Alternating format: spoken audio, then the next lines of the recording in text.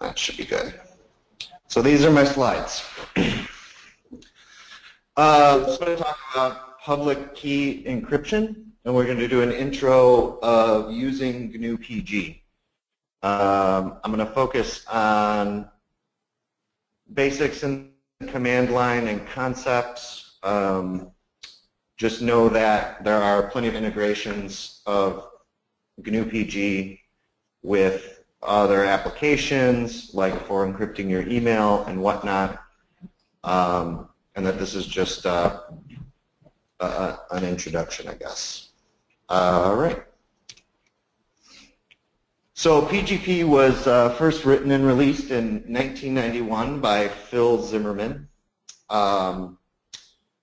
He released it in the US on BBSs and around the internet. It found its way onto newsgroups for free software and made its way around the world. Pretty good privacy is the original name and what PGP stands for. It's a strong cryptography software that provides data privacy and authentication. It does this by using asymmetric cryptographic key management and a local trust mechanism for validating public keys.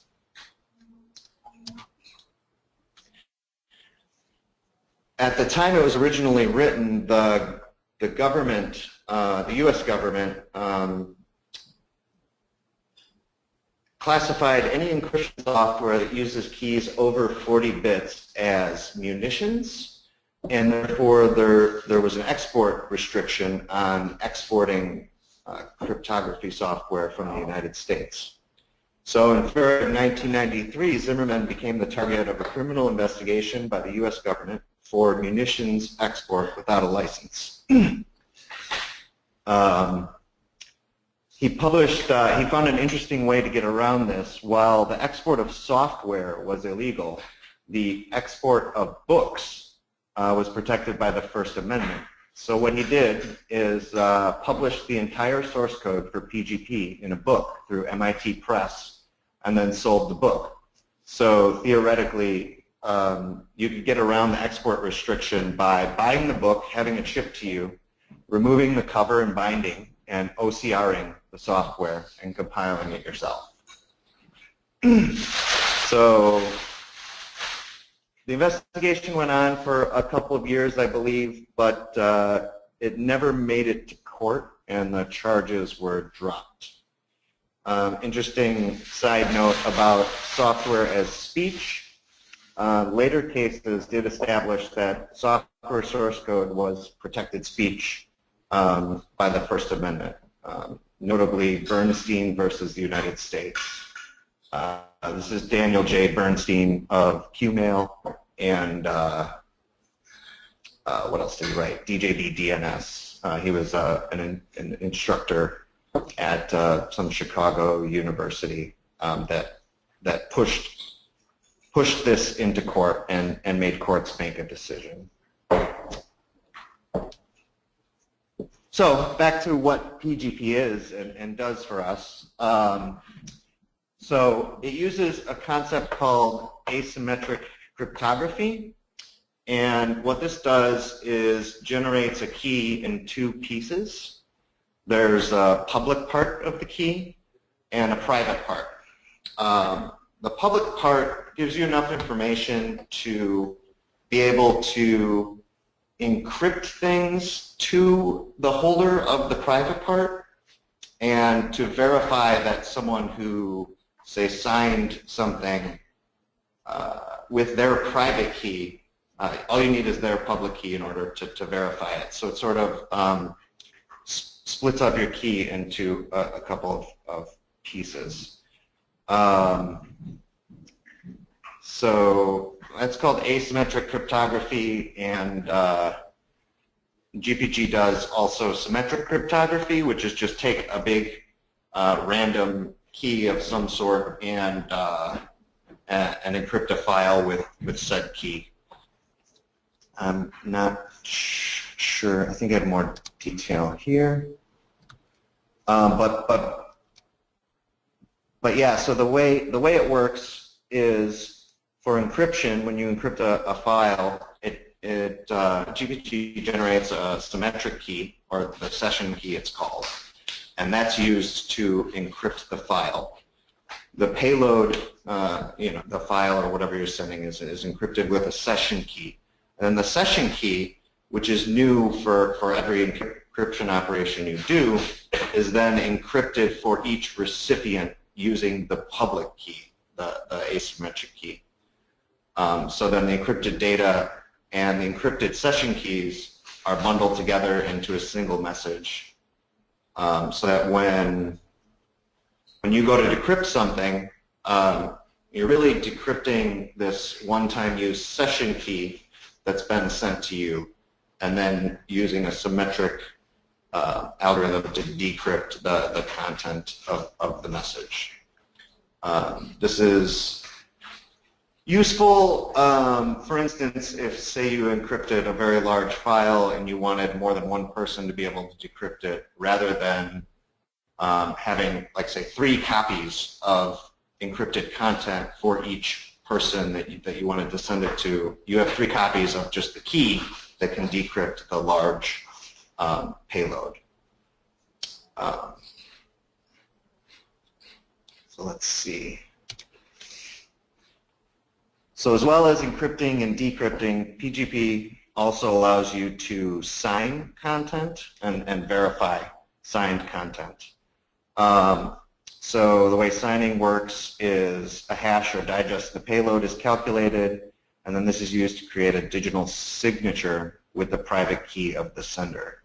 So then you can publish this signature and verify that the content is unmodified and was created by such and such a user, or signed off by such and such a user. So that's signing and verification. And those are all features of just PGP in general, the idea. So what we use today mostly is the GNU Privacy Guard, which is an open implementation of the OpenPGP message format. It's a GPL version 3 licensed piece of software, so it's open source and free, and comes pre-installed on Endless OS. In fact, a lot of the distribution tools that we use that come from Debian have GPG support built in for signing package lists and building packages and whatnot. So your system is using GPG whether or not you know how to use it. It's doing internal consistency checking using PGP. So the GPG command comes installed on Endless, and if you open a terminal, you can get the help like so. So it's all there, and we should be able to use it. Did they put the letters just to fuck with people? Well, PGP is a copyrighted term, probably. Pretty good privacy is closed source software that's owned by somebody. They did.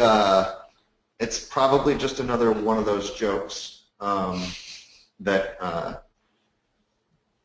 software developers in the open source community like to do. Yeah, it's probably just to mess with people, but also it makes sense that the GNU Privacy Guard is an implementation of PGP, but yeah. So the command we use in Linux is GPG instead of PGP. So I'm going to walk through a little demo of setting up GPG for personal use.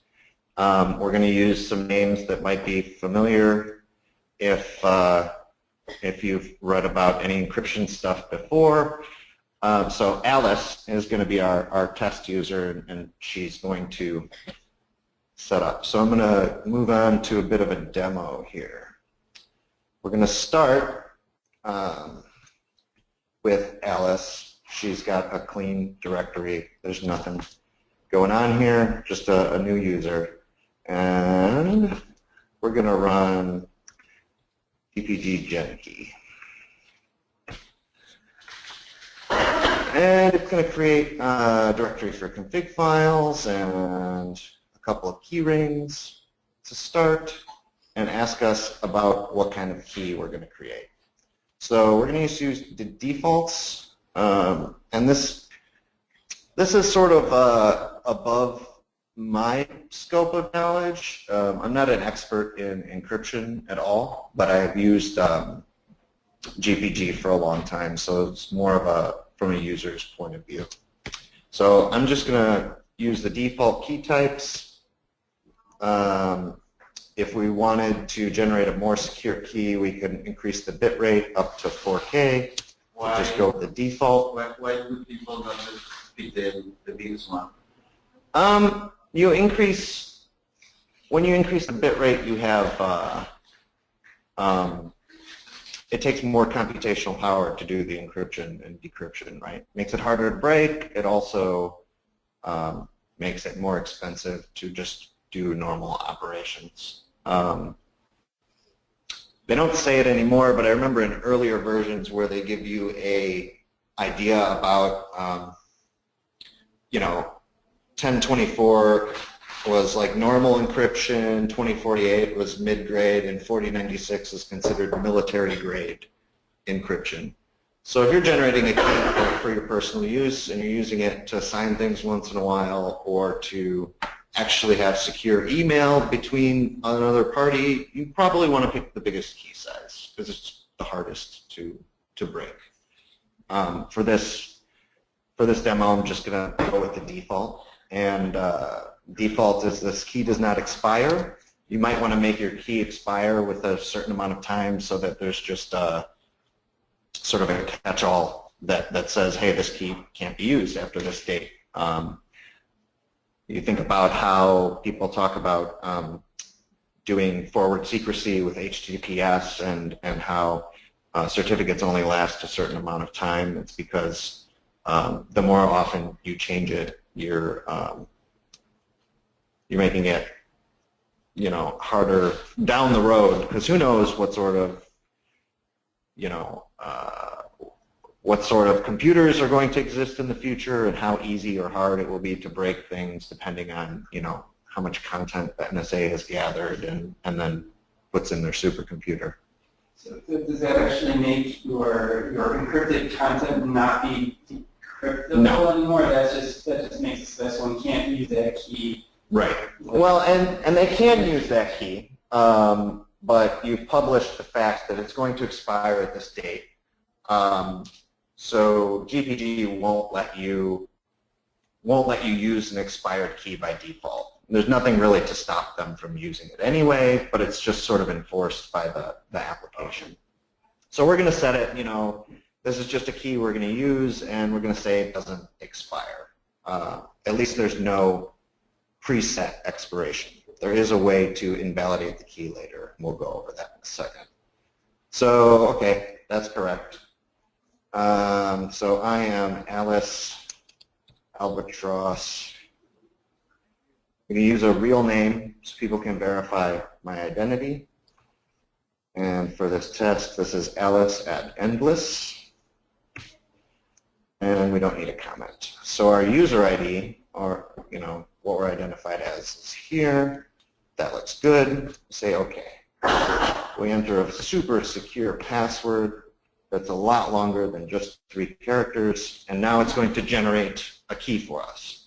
Now it says something about, it's a good idea to perform some other action to generate entropy, so let's just do that. It listens to like input events or something? Yeah.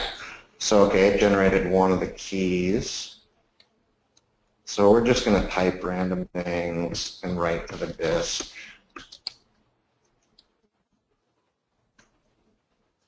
But it will continue to ask until you have enough, until it says it has enough. Yeah, when we get the command prompt again, it's going to, there we go. So now we generated a key. Alice has a key. Her key has this identifier, and it's created. So let's see. We generated a new key. We did the key size. We went over how to generate entropy. And then the next thing we're going to do is right away we're going to generate a revocation certificate. And what that is it's a special file that if should our key ever be compromised or we want to expire it, you upload that to the key server or give it to your contacts, and that manually revokes your key. So to say, hey, this key is no good anymore, maybe you have a new one or not, but it's a good idea to generate a revoke certificate and maybe store it somewhere, back it up. Anyone who gets a copy of the file can revoke your key. So you should probably keep it kind of safe. Don't just hand it out to people. So we're going to create a revoke certificate. We're not going to specify a reason or a description. So we need to assign that. So it's going to ask us for the passphrase. And now we have this revoke certificate, which we can print and put in a safe. And then if we need to, we can type it back in, or we can put it on a USB stick and save it. But this is a way for us to tell our contacts, hey, this key is compromised, or I have a newer one, or whatever. And we can back that up, maybe with the contents of this directory, which has our secret key and some other things in it, if you want to back up your identity. Sorry about the beep. So now Alice has this key, but no one else really does, so it's not super useful to the world yet. So now Alice has created her public and private key. Let's say she wants to send an encrypted message to Bob. So the first thing we need to do is get Bob's public key so we can send him a message. So it just so happens, let's say Bob emails her his public key, which is fine. Public key isn't sensitive, so there's no problem in sending the public key over email. Bob happens to have an account here on the system, and I know exactly where his public key is, so we're just going to look in his home directory for his public key, and we're going to import it into our key ring. So this says now we have a key for Bob Barker, and it's in our key ring. We can show that by saying list keys or list key.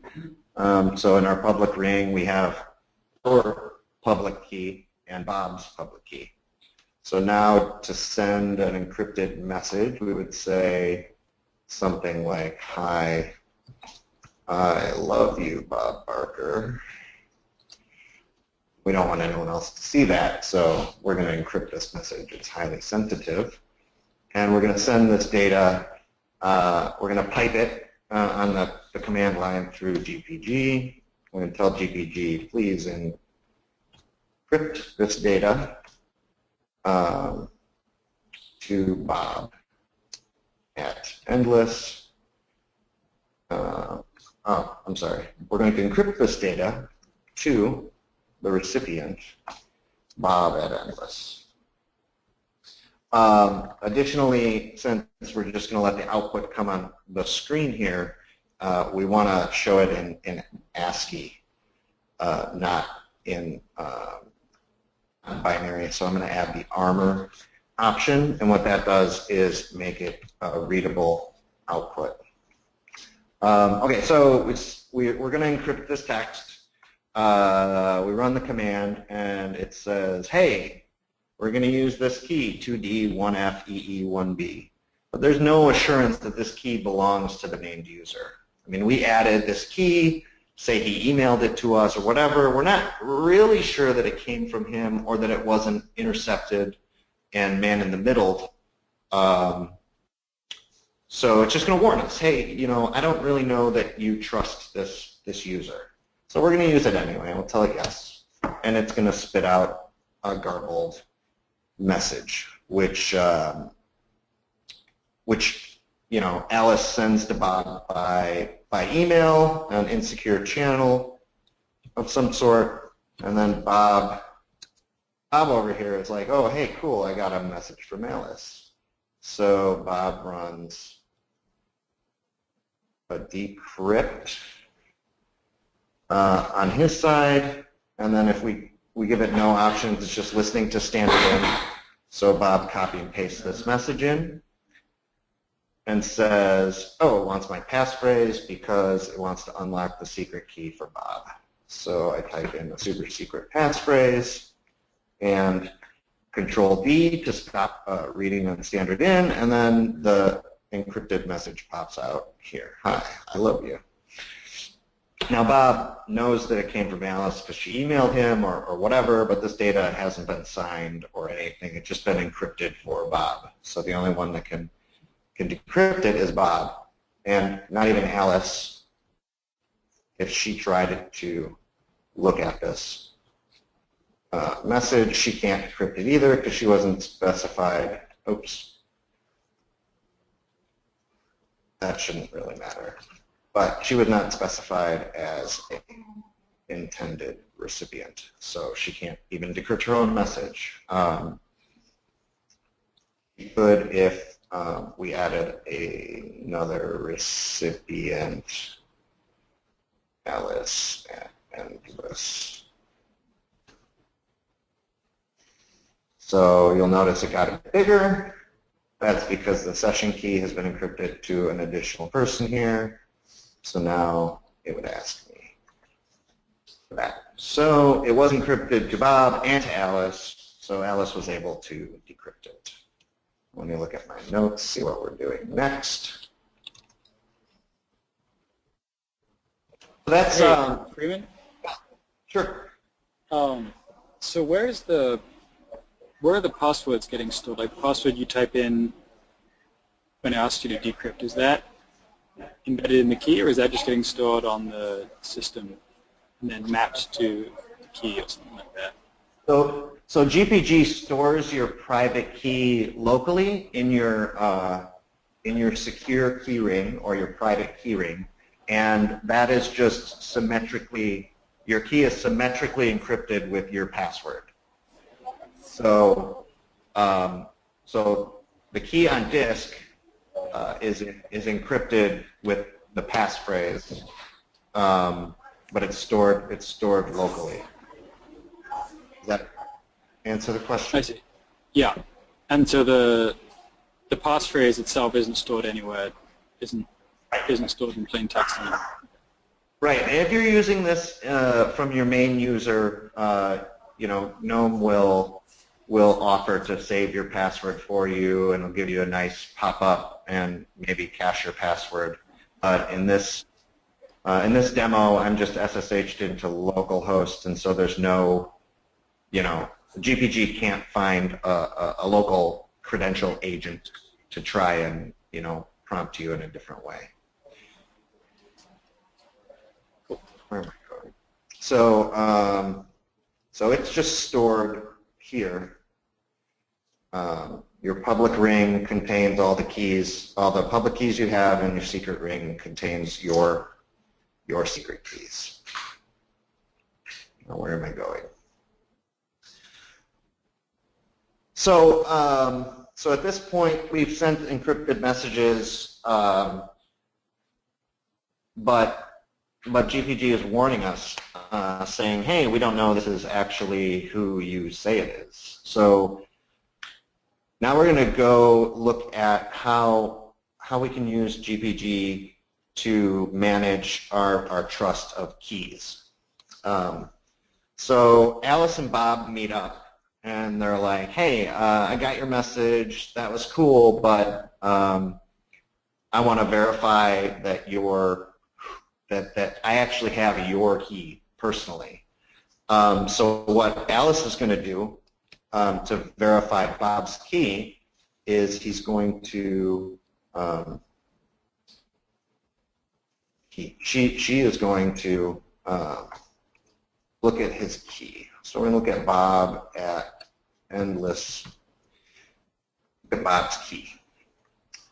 So we edit it, and it says, okay, it has this public key. It's 2048 bits. It was created on this date. Never expires. Tells us some information about the key.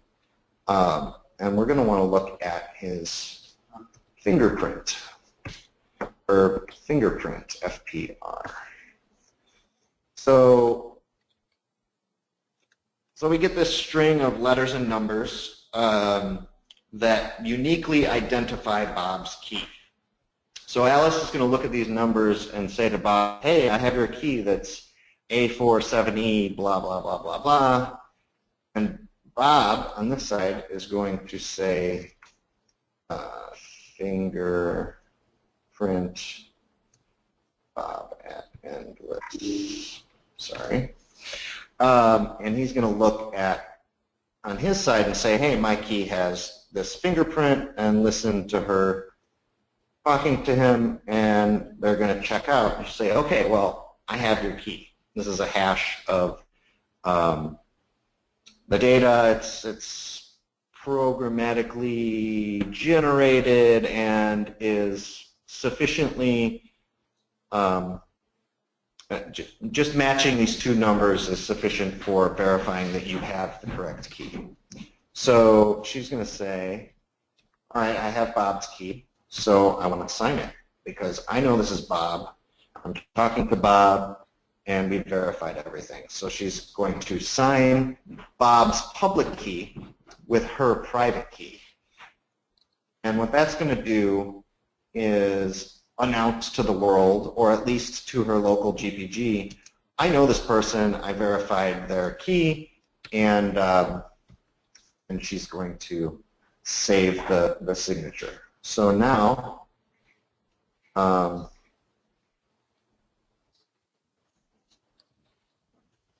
when we look at Bob's key, there's some weird output here, but basically says it's been signed once. We can actually, I think it's check SIGs. So Bob's key has been signed by Bob. The key signs itself when you generate it. And now it's been signed by Alice. So Alice has verified, hey, this is really Bob. I know that. And then Alice is going to also set a trust level for Bob. And the trust is an internal thing for your use that says how much you trust this person to verify other people's keys. And then this sort of expands into a web of trust. So if you trust Bob to sign other people's keys, then you would maybe trust everyone that Bob trusts, because Bob is really good at signing keys and checking people's IDs, whatever. So we're going to say Alice fully trusts Bob, because Alice is like, well, Bob is really paranoid and whatever. Or maybe you want only marginally trust someone. So we updated trust. And if we look at Bob's key again, we're going to see that he's fully trusted, one F, one fully, ultimate, full, marginal, don't trust. I don't know what the last one was. So the next time we send a love note to Bob, it's not going to warn us about the trust of that key, because now internally GPG knows we trust Bob. So yeah, There's still the issue of sharing things. So now Alice has created a signature for Bob's key, but that might be useful for other people to know that Alice trusts Bob. So Alice should share the signed key with Bob and maybe with the world. So this is where key servers come in. Like we could export just locally, since these are really useless keys in the real world. I'm going to export Bob's key. Bob signed.gpg.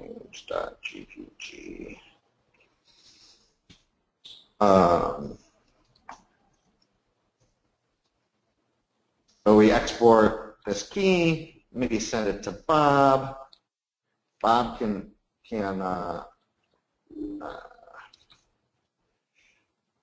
import the key from Alice.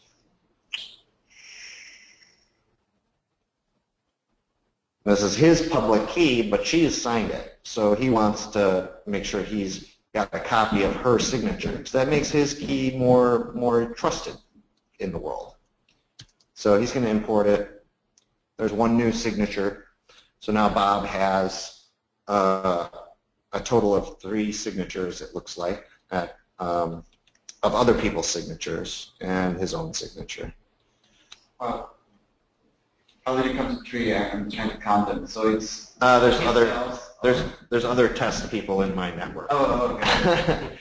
So Bob, if he looks at his key now, Bob has check sigs.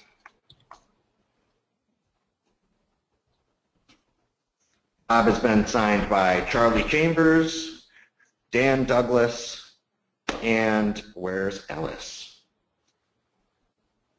One signature was not checked due to a missing key. So there's an additional signature, that's Alice's, that we just imported, but Alice never shared her public key with Bob, so Bob can't verify it.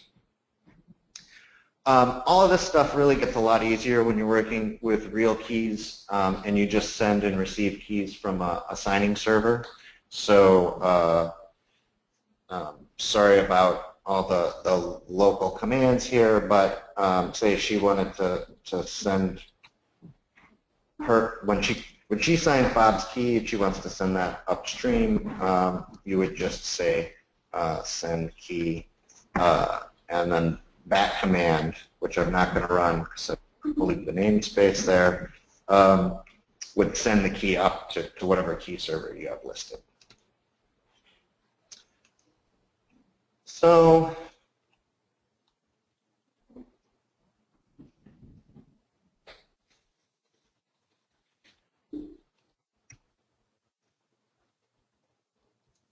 public key, Alice needs to send Bob a public key too, so she'll just export it the same way. Alice,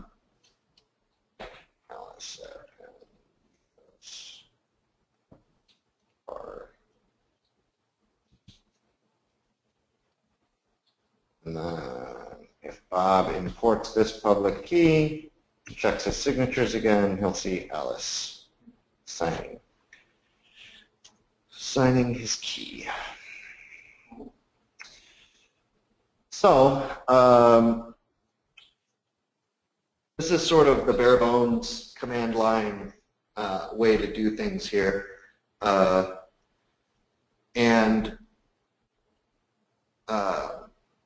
You know, once you have a key set up, you can set up plugins in your email client or whatever to sort of do the encrypting and decrypting transparently to make your email secure.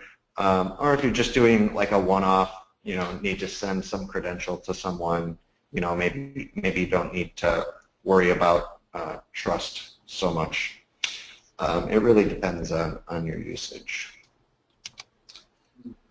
So to review about key signing and trust, when you should sign a key is when you can verify the key's authenticity and the person's identity. So if you typically go to a key signing event where you meet up with strangers to sign keys, you would want to check the fingerprint and verify that a key is someone's key, and then check, say, someone's ID, like a driver's license or a passport. You know, maybe if you've known someone for a number of years and you're fairly certain they're not like lying to you about who they are, you don't, I guess, need to check a government-issued ID, but it's suggested that you verify that the person's name is what they say it is and whatnot. Yeah. What is a key signing event? You know, a bunch of Debian developers that work online. The worst party ever. The worst party ever, yeah. No, I mean, if you go to a conference for, say, Debian developers, and there's just a lot of times, a key signing event would be like, hey, let's get together for an hour and sign each other's keys and verify them so that as we communicate down the road, we build this web of trust. Debian actually uses quite a bit of GPG, both for internal voting, so you vote by encrypted email or at least signed email to a script somewhere. It verifies GPG keys for, you know, software uploads and package updates. They send announcements about security are always signed to verify that nothing nefarious is happening, I suppose. But yeah, when you should sign a key is when you feel, you know, like you can verify that someone is who they say they are and that you have their actual key. When you assign trust to a key, this is something that's private, and you are defining for your local copy of GPG, hey, I trust this person this much. So that doesn't get shared when you assign someone's trust. They don't really need to know how much you trust them. You know, if I say, you know, I trust Joel as far as I can throw him, he doesn't need to know that. It could be, you know, it could be, it's up to you. And then GnuPG uses trust levels and key signatures to calculate the confidence of a certain key. So some things we've done, and I included a little cheat sheet here. During the demo, we generated a key. We generated a revocation certificate in case we ever need to cancel that key. We've imported keys from local files. Here's the command if you're using GPG connected to a network and using a key server, which by default you will be. And let's do a quick just run of that. So if I'm looking for my own key, which I already have, but let's look at it anyway.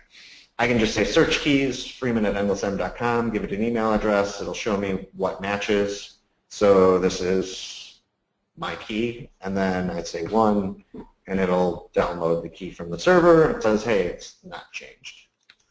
And then if we look at my actual key, you can see that my key was created December 1st, and looks like it's just for this company. It's just got my email address here, and it's been signed by Dan. So Dan Nicholson trusted me, or at least verified my key, and gave me a signature. The main purpose of this talk is for Phil to get, I'm sorry, not Phil, for Freeman to get more signatures on his key so it looks cooler. Anyway, that's actually not true. So the more you have, it's like, it's a good thing. Yeah, I mean, so if I've signed Dan's key, I trust Dan a certain amount, and Dan has signed mine, it sort of extends a trust network beyond just us. So Dan also, say, trusts Surgeon, and then through extension, since I've trusted Dan, then there's a certain amount of trust that's just implicit in the keys that Dan has trusted. So sort of the more people you get involved and the larger the network you have, the more trust you can assume. At least that's the idea. And they call that the web of trust. So yeah, so working with keys, we can search keys, listing local keys, editing a key, remember for either signing the key or trusting or not trusting the key, setting that up. We use the edit key command. We can export a key to a local file, like if we want to just send someone an email with our key, say we just want them to send us something secure, you just send your public key. Or they can, if it's in a key server, you can pull, or you can send the key to the key server and they can pull from the key server. So I also included some commands about encrypting files. We had some text file generating a signature. We didn't actually show that, but we can create a signature that's a small file. A detached signature is a small file that allows someone to verify the contents of something we've published. For instance, our images are signed by our image signing key. So if you download one of the endless images and wanted to verify that it is actually our image that made it through CloudFront and it hasn't been corrupted or man-in-the-middled, you can verify it by using GPG verify as long as you have the public key. So this is more, I included some commands in case you come back and want to use some of this stuff later. Decrypting, verifying, etc. So I uploaded the talk slides, although they're not really slides, but I uploaded the documentation here for the talk to the Fabricator Wiki. So you should be able to find that, and if you want to look at the cheat sheet later. Are we going to have a signing event? Key signing party? Endless key signing party? Yeah, I mean, I think... see who gets the most. I think that, especially with a company like ours that spans the globe, it's not a bad idea to have a web of trust in GPG. We have issues where someone could be impersonating someone and try to extract money from the company in one way or another that you know, signing your emails would really help. We also send passwords around or other sensitive information, maybe not as securely as we should.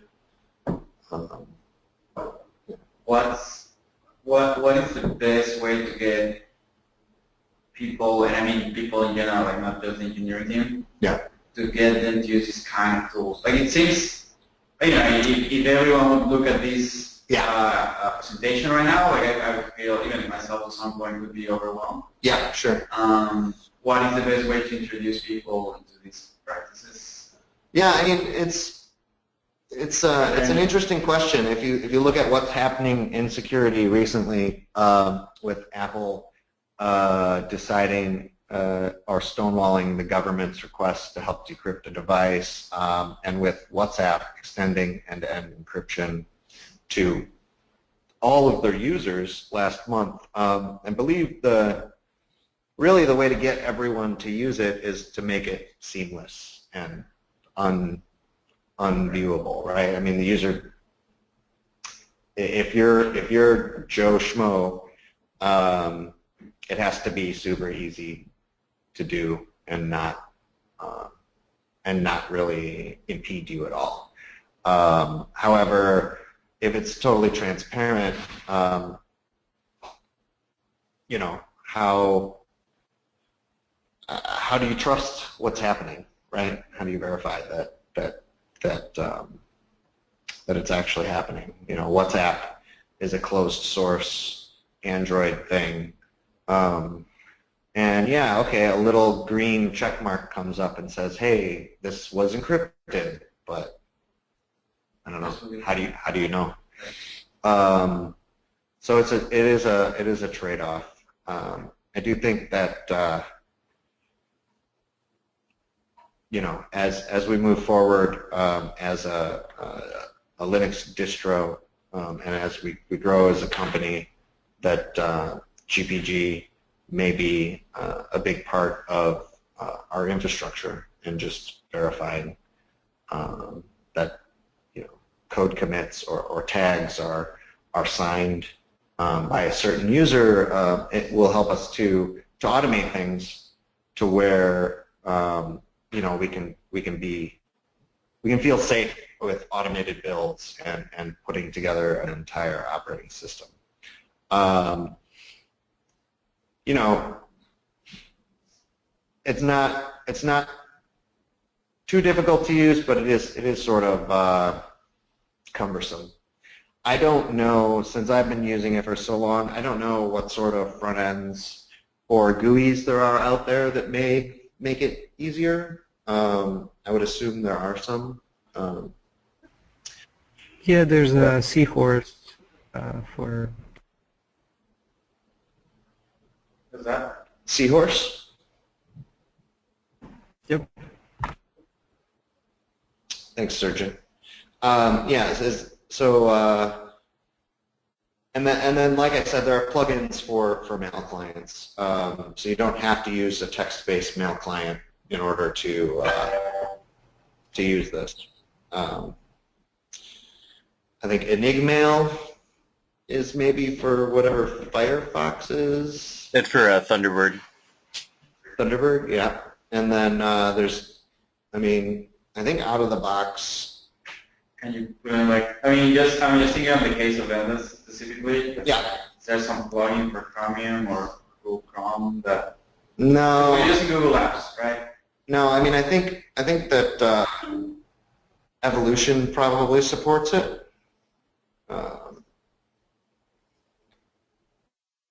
So for Google Apps, they have two-factor authentication. I put a link in the sidebar, and it's a totally different mindset and model to provide extra security than what GPG does.